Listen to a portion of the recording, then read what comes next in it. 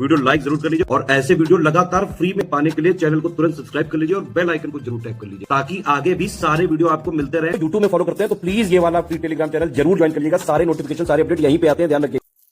नमस्कार दोस्तों, आप सभी का स्वागत है स्टडी फॉर एग्जाम्स में। दोस्तों, यह है उत्तर प्रदेश स्पेशल सीरीज का जो है दूसरा वीडियो है। आइए हम लोग कुछ प्रश्न देखते हैं आज। यहाँ पर सूची 1 को सूची 2 से मिलान करना है। एक तरफ लाइब्रेरी दी गई है, दूसरी तरफ किस वर्ष स्थापना हुई उसके संदर्भ में प्रश्न पूछा गया है। सरस्वती भवन पुस्तकालय, रामपुर रजा लाइब्रेरी, भारत भवन पुस्तकालय, इलाहाबाद पब्लिक लाइब्रेरी। पहला तो प्रश्न यही पूछा गया था किसी पेपर में कि रजा लाइब्रेरी किस जिले में है। यह जो लाइब्रेरी है यह रामपुर जिले में है। वहीं पर दूसरा प्रश्न आगे पूछा सकता है कि सरस्वती भवन पुस्तकालय किस जिले में है। यह भी प्रश्न पूछा सकता है। यह आपके वाराणसी में है, वाराणसी में है। भारतीय भवन पुस्तकालय यह कहाँ पर है, तो यह आपके प्रयागराज में है। ऐसे प्रश्न पूछा सकता है। बाकी सरस्वती भवन पुस्तकालय की जो स्थापना हुई है वह 1914 में हुई है। रामपुर राजा लाइब्रेरी की जो स्थापना हुई है वह 1774 में हुई है। भारतीय भवन पुस्तकालय जो स्थापना हुई है वह 1889 को हुई है और इलाहाबाद पब्लिक लाइब्रेरी जो स्थापना हुई है वह 1864 में हुई है। इस प्रकार जो ऑप्शन ए में दिया गया है वह आपका सही आंसर है। सरस्वती भवन पुस्तकालय की स्थापना 1914 में, रामपुर रजा लाइब्रेरी स्थापित हुई 1774 में, भारतीय भवन पुस्तकालय स्थापित हुई है यह आपके 1889 में और इलाहाबाद पब्लिक लाइब्रेरी स्थापित हुई है 1864 में। ये ऑप्शन इसका सही आंसर है। अगला प्रश्न हम लोग देखते हैं।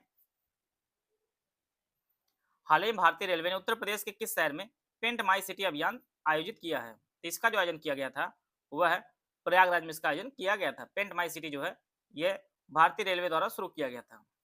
डी ऑप्शन इसका सही आंसर है। उत्तर प्रदेश के किस नृत्य के रूप में एक महिला नर्तक नृत्य करते समय अपने सिर पर रोशन दीपकों के एक स्तंभ को संतुलित करती है। यह प्रश्न जो है कई बार परीक्षा में पूछा भी गया है, आगे की परीक्षा में भी पूछने के चांसेज हैं। ये आपका जो नृत्य है इसे चरकुला नृत्य कहा जाता है। सी ऑप्शन इसका सही आंसर। यह उत्तर प्रदेश में मनाया जाता है आपका चरकुला नृत्य, जिसमें दीपक होता है, दीपक का एक स्तंभ होता है जिसे जो है महिला उसको संतुलित करती रहती है। सी ऑप्शन इसका सही आंसर है। उत्तर प्रदेश कौन सा जिले ओबरा थर्मल पावर कौन से जिले में जो है ओवरऑल थर्मल पावर स्टेशन स्थित है, जो राज्य के प्रमुख कोयला आधारित बिजली संयंत्रों में से एक है। तो ओवरऑल थर्मल पावर स्टेशन जो स्थित है ये आपके सोनभद्र में स्थित है। डी ऑप्शन इसका सही आंसर है। ओवरऑल थर्मल पावर स्टेशन के जो उत्पादन जो शुरू हुआ था वह वर्ष 1968 में हुआ था। तो डी ऑप्शन इसका सही आंसर है। उत्तर प्रदेश इलेक्ट्रिक वाहन विनिर्माण एवं मोबिलिटी नीति 2022 के तहत इलेक्ट्रिक दोपहिया वाहन खरीदने वाले उपभोक्ताओं को प्रदान की जाने वाले एक मुफ्त प्रोत्साहन राशि प्रति वाहन कारखाना एक्स फैक्ट्री लागत का जो कितने परसेंट और अधिकतम कितने जो है क्रय सब्सिडी है। तो यह जो सब्सिडी रखी गई सरकार द्वारा या तो 5% हो सकती है, सॉरी यह जो आपका या तो वह 15% हो सकती है या आपके 5,000 हो सकती है।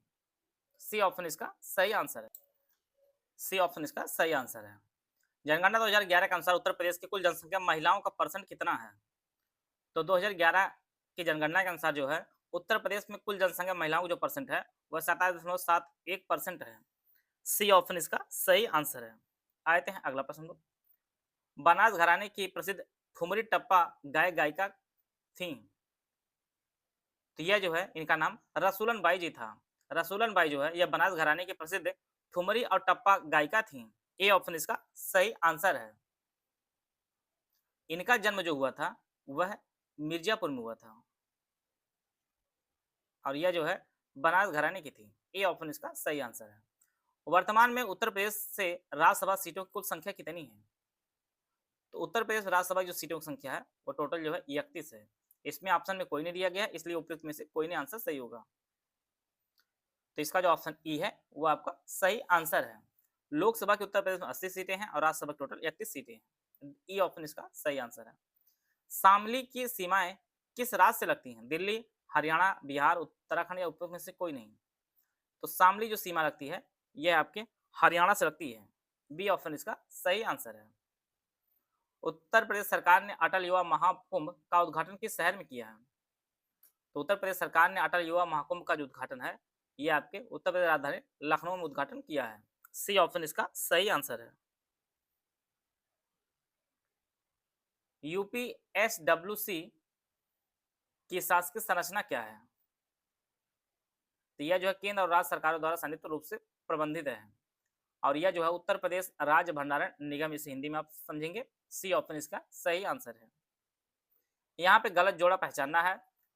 बांध के संदर्भ में दिया गया है मुडरपुर बांध सोनभद्र, पीली बांध बिजनौर, लहचुरा बांध झांसी, जामनी बांध ललितपुर, उपरोक्त में से कोई नहीं। तो यहाँ पर जो सभी जोड़े हैं वह सुमेलित हैं। मुडरपुर बांध सोनभद्र में है, पीली बांध बिजनौर में है, लहचुरा बांध झांसी में है, जामनी बांध ललितपुर में है। तो कोई भी गलत जोड़ा नहीं, इसलिए ऑप्शन ई इसका सही आंसर होगा। उत्तर प्रदेश पर्यटन नीति 2022 के अनुसार महाभारत सर्किट के अंतर्गत आने वाले स्थानों वाले विकल्प की पहचान कीजिए। ऑप्शन आप लोग पढ़ लीजिए। तो इसका जो सही आंसर है वो ऑप्शन सी इसका सही है।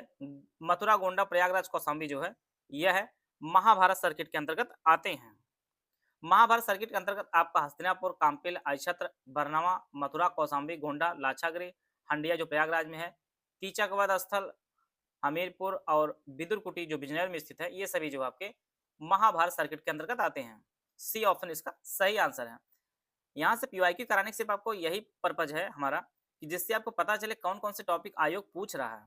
आप देख रहे होंगे जिले डाटा है, योजना है, नीतियां हैं, करंट अफेयर है, फिर आपका स्टैटिक पोर्शन है। आप 20 में से 15 तक स्कोर तभी कर पाएंगे जब आप इन सब टॉपिकों को करेंगे। अब जैसे सर्किट को लिए हमने यहाँ बता दिया है, फिर इसके अलावा आप जितने भी सर्किट हैं, चाहे पर्यटन सर्किट है, चाहे बौद्ध सर्किट है, चाहे जैन सर्किट है, चाहे महाभारत सर्किट है, चाहे रामायण सर्किट है, चाहे बौद्ध सर्किट, मतलब जितनी भी चीजें हैं सभी आप इसे उसको नोट करके अपने जो नोट्स है उसको नोट कर लीजिए। उसमें मिशन शक्ति के संदर्भ में यहाँ स्टेटमेंट दिया गया। यह महिला सशक्तिकरण के लिए एक पहल है। इसमें सुरक्षा, संरक्षा, आत्मरक्षा, प्रशिक्षण और उद्यमिता विकास पर 10 दिवसीय संयुक्त कार्यक्रम शामिल है।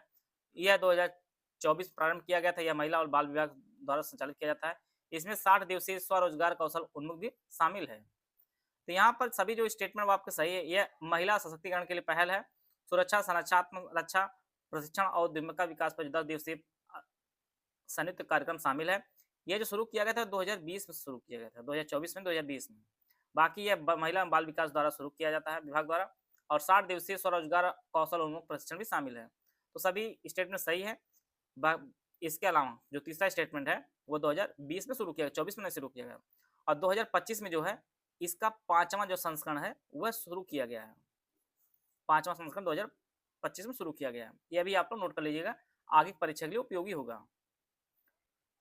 यूपीएसआरएलएम ने रिस्क रिड्रेसल फंड के तहत SC/ST की आरक्षित सदस्यों के लिए का प्रावधान है। यह जो प्रावधान किया गया है 2250 रुपए SC/ST आरक्षित सदस्यों को प्रावधान किया गया है। बी ऑप्शन इसका सही आंसर है।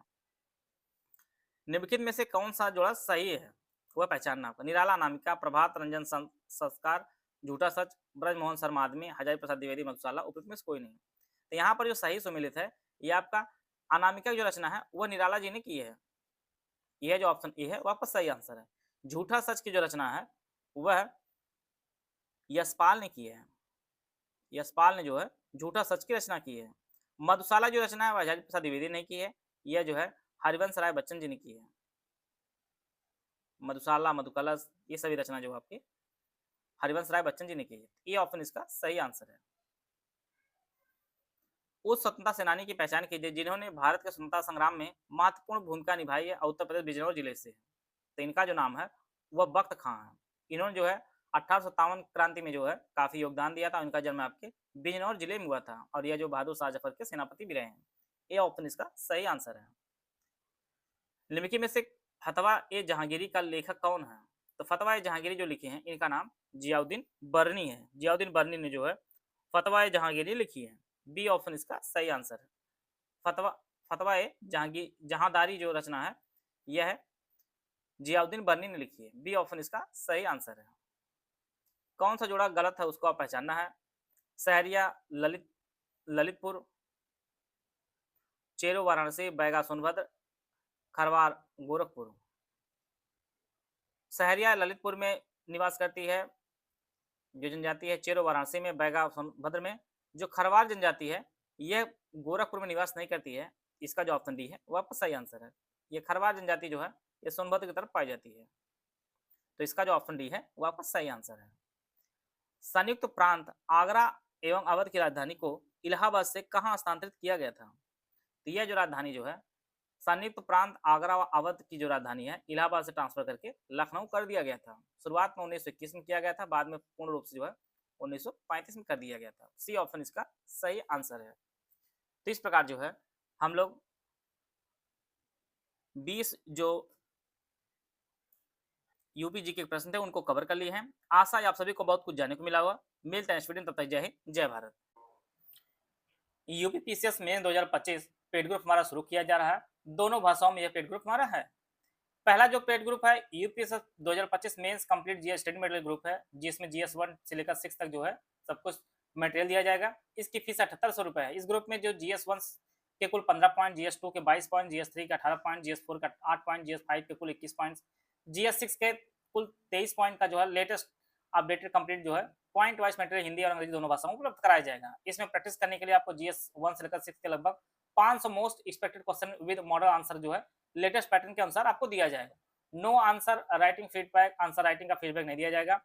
जीएस 1 से लेकर 6 से संबंधित जितने भी current affair, UP current, UP budget, economic survey, current affair, government scheme, GS all completely updated जो है सब आपको प्रोवाइड किया है। दूसरा जो ग्रुप है UPSC 2025 mains general Hindi study material group, इसकी फीस 1500 रुपए। इसमें जो है यूपीपीएससी के ऑफिशियल सिलेबस के अनुसार complete general Hindi study material दिया जाएगा, 10 फुल एंड टेस्ट दिया जाएगा, विद मॉडल आंसर दिया जाएगा। इसकी कंप्लीट आंसर राइटिंग जो है फुल चेकिंग और फीडबैक आपको दिया जाएगा।